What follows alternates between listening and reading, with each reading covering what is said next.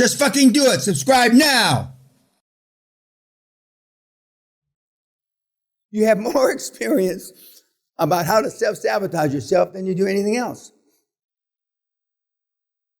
The kids, you're all kids to me, but I mean the little kids in here, but I mean, your speciality is self-sabotaging shit. And I mean, some of you, until you got here, you probably didn't put two and two together when you heard me say it on my tapes or on the YouTube. But now you understand it better. Now you know when you were engaged in self-sabotaging activity. Now you know. You can't bullshit yourself. Well, you're still capable of bullshitting yourself. But for the most part, you can't bullshit yourself anymore. You know, I said the first day, you may choose not to use this shit. Even though down deep in your soul, you know it works. But for some people, I mean, I'm freeing you for the responsibility of beating yourself and going to the seminars and all the tapes and all the bullshit. You don't have to do that anymore if you're not up to it. We've shown you a methodology that fucking works. Not bullshit. We don't. I'm not with the old infomercials when they bring people on, you know, and there's some retard, with an eye patch, and I bought 3 houses, no money down, and I made $119,000. We haven't done that. I mean, but when you look at the average commercial, like the phone commercials here, and the average commercial about different makeup, the people that are doing those commercials are regular Joes and Janes, and they're retarded. The advertising industry is based on 6th grade mentality. 6th! Next time you like a commercial on TV, just remember, it was made for a 6th grader. And that's a sad commentary. And it's all part of the demise, I mean, the whole thing. But you can't say with your hand on your heart, or where your heart's supposed to be, like me, that you don't know how to do it. You may choose. Or you may come back 5 years from now and do it. When you're like the billionaires said on their commercial thing for me. They waited 10 years and then started. Of course, I say, fuck. If they did all this, just imagine what you could have done if you had been doing it for another 10 years. It's easy peasy. I mean, is anybody other than he is a zealot, but God bless him, And when people ask, how do you get that energy? I feel sorry for you. We had an Israeli guy a few years ago. Nice little guy, I mean. And he asked, not him, but somebody else, how do you get your energy? I think it's on YouTube. And, he doesn't take any pills. I mean, and Peter in his own way, that's about as energized as Peter gets. But if the 5 people that you spend the most time around are energetic, you'll be energetic.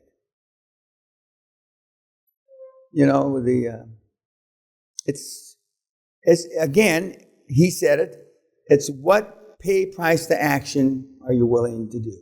Now, I'm not recommending, like I've told you, some of the kids have just left their families, and I'm not recommending that at all. But a lot of them have done it. Where success leaves clues. Success leaves clues.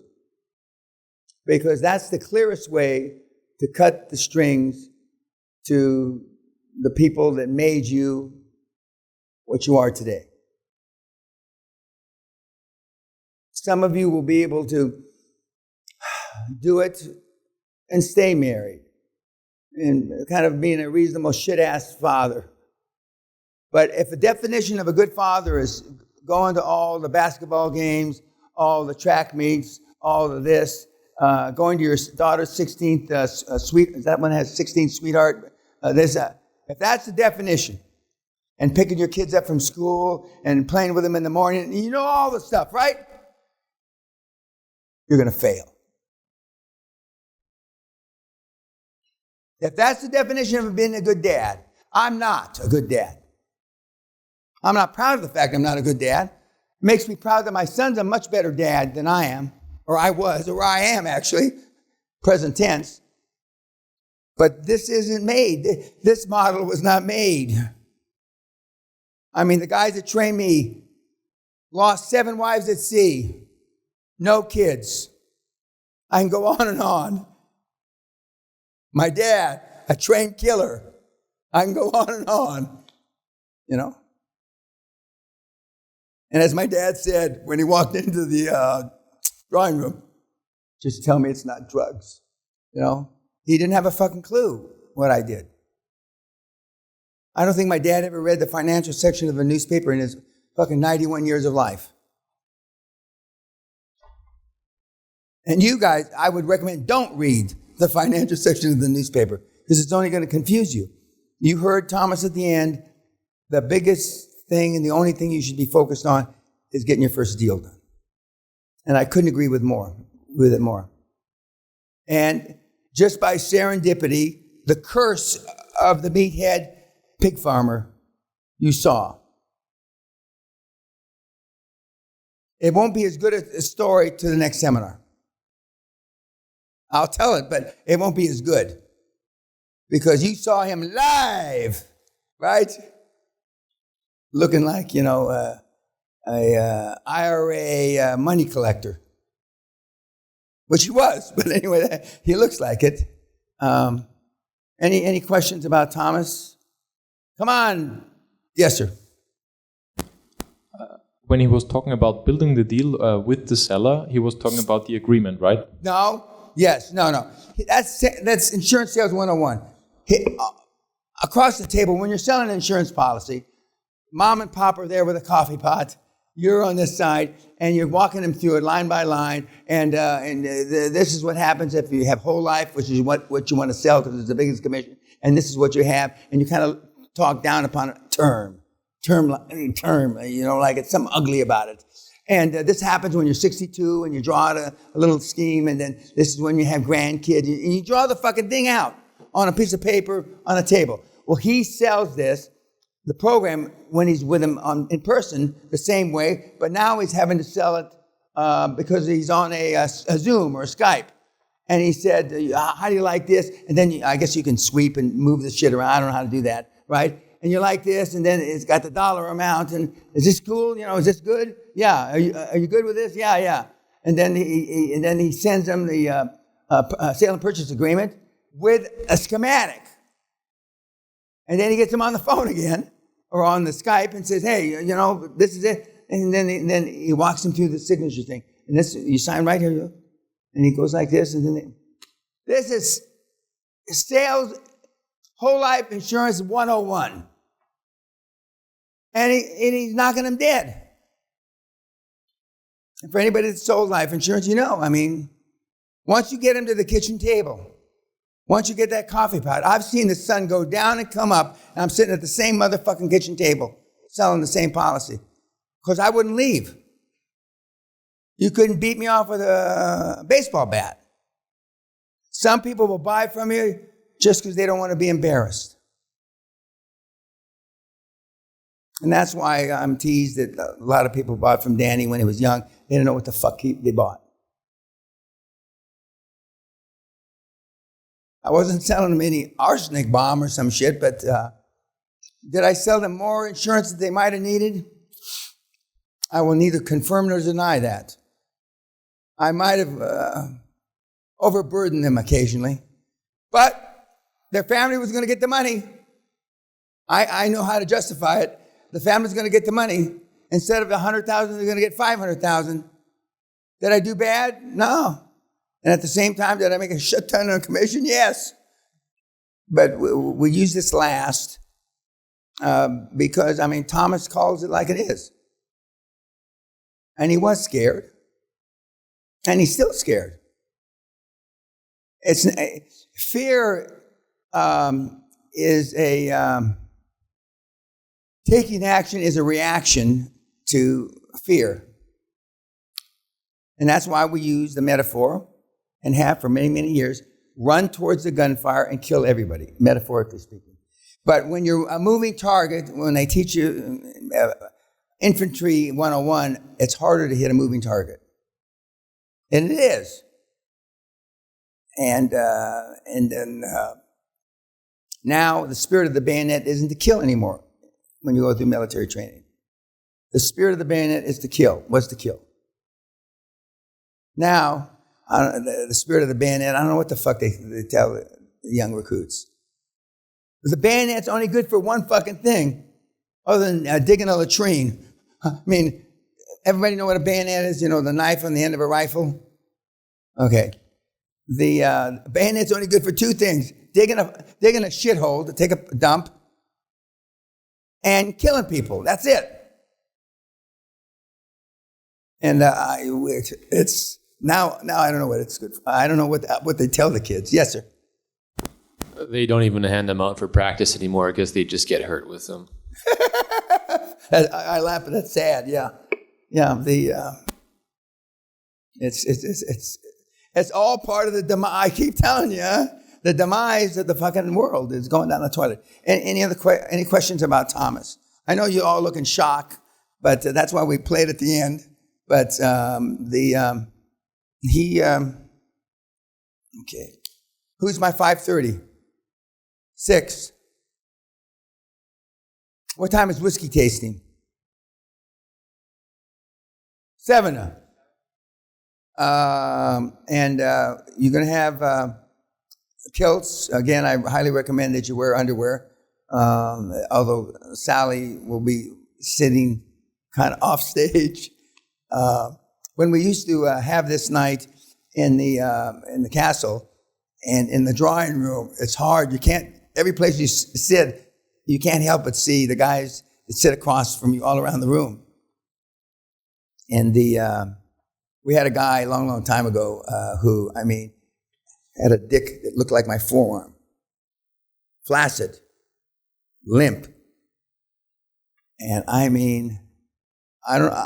he had to know that. When you have a big dick, you got to know. It's not like you just discovered it the first time you put a kilt on. And he sat, maybe it's because he couldn't close his legs, I don't know. But he sat like this. And the drunker he got, the farther his legs went apart. And then his testicles kind of flopped down, but here's the edge of the chair, and his testicles kind of flopped down. And Sally just got up and went to bed early. She said, I can't take this. And then one of you say, hey, get your fucking legs together. And he'd say, I can't put them together. Why didn't you wear underwear like they told you? I thought I'd have some fun, But it was hilarious. Now the next morning, I won't see you for breakfast tomorrow morning, but the next morning, the guys told me he was embarrassed. He went out and apologized to everybody, and the guys were just envious, holy shit, But okay, any other final questions? Yes, sir. Is this a Chinaman question? It definitely is. Okay. Who do you recommend the QLA hardcore to? Anybody that thinks they need, I'll rephrase that. You all need more information. You've got enough information to do deals. But some people need additional. And the difference between this and hardcore, it's 1 day longer. We go through about 35 case studies, kind of like our son that got an MBA went through 35 case studies in 2 years. Okay? And we go through 35 case studies in 9 days, split up in teams, just like you do in the B schools, 4 or 5 teams of 4 to 6, depending on how many come to the hardcore. It's over Christmas, because not everybody likes Christmas. You bring a couple cases yourself, either deals you're working on if you haven't done a deal, or deals that you did that you want a second opinion on. For those of you, everybody in this room can do a deal between now and Christmas. That's fucking eons from now. But some of the kids get cases from universities, their university libraries, and we cover 4 or 5 of the historically important cases like AOL, Time Warner, why that deal was. Everybody that was involved with the deal knew it was no fucking good. The only reason the deal got done is because of fees. It was a delayed fee deal, and there was $3.5 billion in fees. Now, do you think any of the lawyers or accountants or anybody was going to recommend that they not do it and not get $3.5 billion in fees? That's why a lot of these deals get done and they shouldn't get done, because fees, they're delayed. And the lawyers and accountants, and I'm sure the lawyers wouldn't do anything bad, but they're not going to stop a deal they're going to get paid $600 million on. And so we cover 3 or 4 of those cases that are historically important in M&A. And we go over some of the cases that from some of our more famous, infamous alumni. And it's more loose. We split up into 5 areas on the estate. You haven't been to the areas other than this area. And then we come back at the end of the day and we go over the cases, and then you present your case, and there'll be a team of 4 or 5, and then 2 of you will present a case. Sometimes all 5 of you present a case. That doesn't happen too often. Who was on your team when you went to Murph? The woman from LA that you mentioned earlier. Yeah. The rape victim, yeah. I think the kid from Louisiana, the Perk. the black kid who grew up in the trailer. Yeah. Yeah, and I mean, I forget all the names. Okay. And historically, we have about a 71% out of the hardcore that guys do deals. I mean, not immediately, but I don't know what it is. I mean, we're doing the hardcore because of serendipity, not by any great design of mine.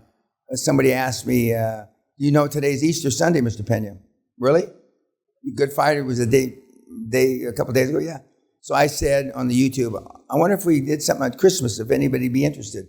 Within 2 days, we had 200 or 300 people that were interested. But you don't have to have done a deal. You know, some will have done a deal, and some won't have done a deal.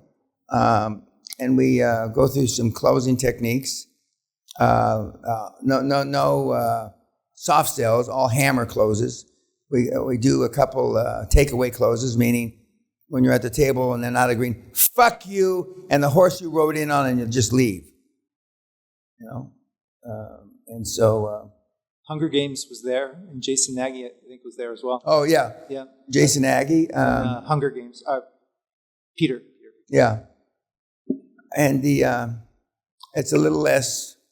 The homework's not written. You have your homework working on your cases. So after dinner, you will... won't be going to watch a movie. We have a couple of movies, but they're not for homework. They're just to show even a worse side of icons. They even treated them worse than the ones you saw. Because I mean, these guys were awful. They're awful. But just remember, and I think it's important, Andrew Carnegie, with all the good he's done, has never gotten one humanitarian award. Not one. I'll make those announcements tonight. I've got 2 or 3 announcements to make. Any other questions? The hardcore is a great deal. It's a great deal. Yes, sir. The who? Oh, they're in your room. No, but I told him the cheating lawyer to make sure, or the thieving root canal man up here. I told him that give him when you have a disease in your computer, what's it called? Iris. Thank you. Shows you how I'm the chairman of a big IT company too. I said make sure you give the cheating lawyer a virus. Okay. But it's in your room. Oh, and check it. Oh, yeah, that's a good point. Check it, make sure it's not fucked up. Occasionally you get a fucked up one. And you only get one. If you lose it, that's your problem. So I would, you know how to copy it onto your laptop and that shit. You know, I don't have to teach you that, right? So I would copy it onto your laptop immediately. We try to fuck over the Dutch once in a while, but just for fun. But they're easily fucked up. When I look at the Hall of Shame, there's a over propensity of Dutchmen. You know, what can I tell you? Would want to get on the wall of shame? I'll go to jail, be actively sought after by, we have one guy that's actively sought after by Interpol because he stole $241 million cash. I didn't even talk about the big thieves. I'm only talking the little chicken shit ones, 1020. He stole $241 million cash. A couple of them didn't pay taxes. A couple of them set up a Ponzi scheme. 3 of them set up a Ponzi scheme. No, 4 of them set up a Ponzi scheme. You can use QLA in a lot of different ways. And unfortunately, they use my name. I didn't know anything about it. They use my name, my reputation. And now that I'm the $1 trillion man, we haven't had a guy on the Hall of Shame since I became the $1 trillion man. Oh, those are only $50 billion man thieves. So I'm sure there's somebody coming up with a big scam that'll try to embarrass me. Anything else? Yes, sir. Do you have Dutch people in the Hall of Fame? Yeah. Let's see. Yeah, actually, we have more Dutch people that don't let me use their name.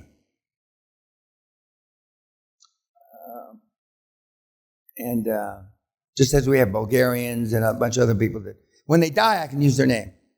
That's the deal. When they die. Yeah. Do we get discount for the hardcore? No, you get nothing. The Dutch have to pay extra. Okay, guys. See you later.